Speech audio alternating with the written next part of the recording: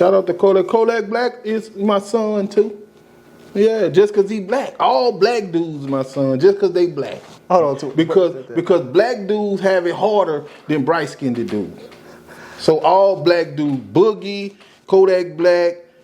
Now I don't know about Kodak Black little partner. The other little one. I don't Jack know. Boy. Yeah, I don't know if he my son. I don't know. But Kodak Black, Boogie, and all the other little thug gangster rappers, you know, all of them my sons. Dark skin. Yeah, all of them dark skinned in my son. Either they my son or my brother.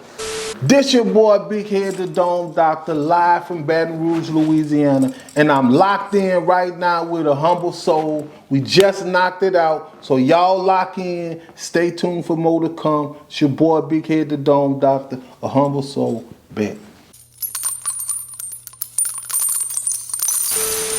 Boy, man, Big Head the Dome Doctor, man, you heard me? I'm the Pappy. Available on all music platforms. Just like in the movie Life, I'm the Pappy, same way, you heard me? Wow. Switch Music, available on all platforms. And like I say, from there, I'm just AHumbleSoul, honored to be on AHumbleSoul. Oh, for sure, for sure. I'm gonna keep it humble, you feel me? Oh man, yeah, but talk your talk though, bro. Like even saying that, naming your album that, I'm thinking that you pretty much saying you fathered a lot of people's style or you influenced a lot of people's rap style, but just break down the meaning behind that title, dog. Well, basically, that's what I meant by I'm the Pappy, because, like, when you look at it in the movie Life, how they use it, it's like that anybody could be the pappy of the child, which they was really just like running the meme, but if it would have worked for them, I don't know. But I didn't really know the meaning of that, but I knew that they was all lining up to be the pappy. So then when I listen at like music and certain things come out and certain people come out and certain songs come out and certain similarities come out, and it be so much to where, you know, like by me being from the streets and being like more of an underground rapper, I'm not targeting people, or I'm not saying, oh, you got this for me, you got this for me. I'm just saying great minds think alike. You feel me? So when I can't get the great mind think alike point, then I'm looking at it like, well, you know what? You did get that from me. You did steal that from me. You did you do stoop down in the low life, because a lot of artists run out of things to say. I never run out of things to say, or never run out of word schemes or things like that. So a lot of people will come to my page and find something to bring to the game. And I put stuff there just for them to bring to the game, thinking I'm helping contribute to the game, but it don't help me. Like I be saying, like, let some of that come back. You feel what I'm saying? So a lot of people, like say for instance, Sexyy Red, I'm the Pappy. Skee me Thaye, I'm the Pappy. So hey, okay, Sexyy Red, you made it up or whatever, but nobody else in St. Louis showed me that before me. Nobody. Out of the whole, they came with Skee, Yum, everything they came with. Nobody came with Skee, nothing. Nobody. Out of the whole time. And I'm not saying she owed me no explanation.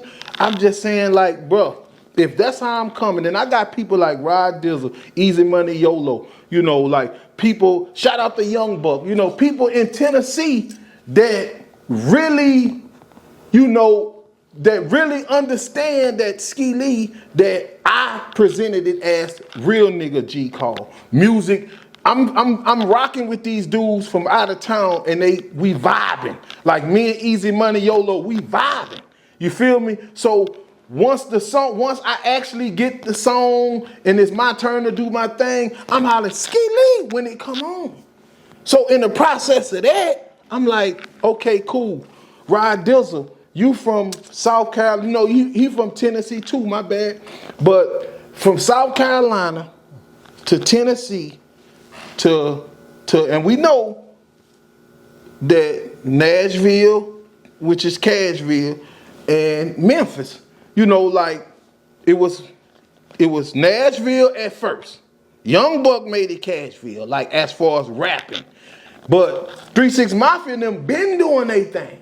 But all of a sudden, Memphis get in the front. And Cashville take the back burner, but all the while St. Louis right there. You feel me?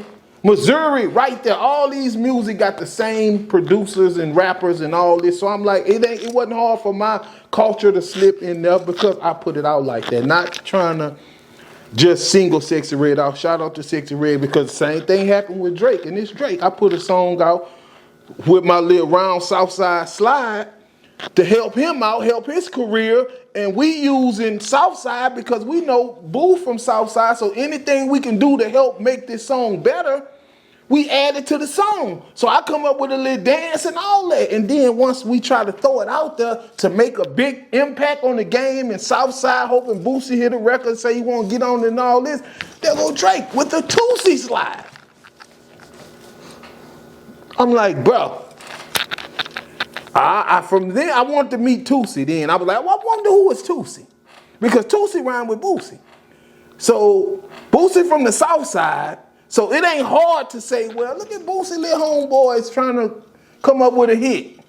Okay, well, I'll just put a T on it, name it Toosie Slide, and they gonna like it. Right foot, left foot, and I'm saying go slide to the left, slide to the right, and go right, left, and I'm a real street nigga, but I'm making these type of songs to try to make it and help people make it in the industry as far as an industry songs. But when they see, okay, Big Head making songs out of his character, we gonna steal that. That's why on I'm the Pappy, I got all kind of songs out of my character. All kind. Like commercial. All kind, bro. Like I got from the grimiest grind, I got a song on there called Fentanyl, man. You feel me? That fentanyl music, letting them know you can listen to it while you're getting high, you can listen to it while you relapse, you can listen to it while you're shaking back, you can listen to it to feel what the person who actually going through all that. You feel me? I want to cut you off, and I want to get back to your statements about Sexyy Red and Drake, but you just made a comment about fentanyl. Have you personally been impacted by that? Nah, that's a major issue. I've been impacted by young people that I knew dying. Like the old people, whatever they was doing, they lasted forever. But the young people, the ones that wasn't even my age, people that's my children age, when that's dying, that was personal enough for me because that's something they couldn't handle. You know, but they want it, but they can't handle it. So it's like, is life that bad? And I'm like, struggle baby number one, Mr. Bad Life himself. And I'm like, is life that bad? Well, you got to just say, I'm going to go and try something or try this type of drug to take my life? No, I don't understand that. I don't get that. Like, I never did drugs. I never been a drug addict. I got to weed and that was it. I smoked cigarettes to be cool when I was young. But cigarettes mess your chest up, leave tar all in your head. You feel like you're finna die in your sleep. So y'all need to leave them cigarettes alone. But weed, as far as I go and far as I ever went. Oh, for sure. Nah, man. And I know a lot of times people passing away or overdosing because they taking pills that's laced with them. They don't even know what's in there, though. Right. So that's another, like... See, that's why I say, is life that bad to where you take a pill to gamble? You know, like you gambling with your life when you take that pill because you know that it could be laced. You know, and then that's Kodak Black made a song say, yep, I'm a gremlin, I still ate it. That manipulated people to still eat them. You know, and now they got number of gremlins running around here. I still ate it. I'm a gremlin, I still ate it. Okay, cool. Man. All right. Man, that's real. And I saw him address that on one of his lives, or I think it was in his Drink Champs interview where he was saying, holding himself accountable was like, damn, I'm wrong for putting it out there, but I knew putting that line in the song was gonna make it hit that much more. Yeah, well, shout out to Kodak Black for acknowledging his, error. Yeah. Because we all make mistakes, but he acknowledged I ain't know that, So, shout out to Kodak. Kodak Black is my son too. Yeah, just because he black. All black dudes my son, just because they black. Hold on, because black dudes have it harder than bright-skinned dudes. So all black dudes, Boogie, Kodak Black. Now I don't know about Kodak Black little partner, the other little one. I don't know. Boy. Yeah, I don't know if he my son. I don't know. Well, but Kodak Black, Boogie, and all the other little thug gangster rappers. All of my sons. Dark skin. Yeah, all of them dark skinned in my son. Either they my son or my brother. You know what? When I thought you was saying it, I thought you was going back to that whole being the father of a style, like you kind of bit off your style or something like that. But you just it's different reasons. Nah. It's different reasons. Some bite style, some just you know, natural. Some from the melanin. Some from the way they rock. The things they say, how they move, how they operate, you know, it's like DNA. Yeah. But by me being older, because they say I'm too old. I'm 45, finna be 46, so they're like, you too old because I'm too good. I'd be like, well, okay, if you better than me, I give up. If you bet me some money and beat me rapping on the same beat in the same studio at the same time, I don't give a fuck who you is. I give up, I quit. I quit rapping. If a nigga beat me rapping, I quit rapping. That's why I went to the studio this morning. Even though I knew we had an interview and all this setup, I still went this morning and dropped a song called Where My Grass At. And this is Kendrick Lamar part beat and it's J. Cole part beat. So y'all be ready to expect that Where My Grass At, because it's going to hit online eventually. And when I say, like, you know, just showing them, like, oh, well, you know, because all you got to do is just stay tuned in. Man, what you think about you being somebody who's not just a rapper, but an actual, like, MC at your core? Like, you good with the words. The Kendrick, you know, throwing his shots, and then J. Cole came out and put his response, you know, out there. Then he saw the feedback. I don't know if that's overall what motivated him to kind of throw in the towel, but you know, he threw out his song, then came out and made the announcement at his concert, and people, you know, gave him a lot of backlash behind that, saying he really wasn't no gladiator, he wasn't tough enough to battle. Because what like you think I about said, you run out of stuff to say after so long, and you have to be prepared. So what he did was he gave it. He took my advice from number one. He took my advice. When I said don't go number on one of those beats, even though he tried to do it at the end of the song, he still tried to put one of those boring, slow beats where he can go number. See, that's worse than the rap when they tried to say Atlanta wasn't rapping, whatever they called that, but now they number, and they punch in, punch in, you know, like, that sound like you really going off. But if you stopping and pausing and dancing and sparkling and, you know, still with the word schemes and flipping this and using this, making this mean two words and all this at the same time, while you doing that with a flow, and see, a flow you can play with an instrument. If you can't play a nigga verse with an instrument, he ain't got no flow.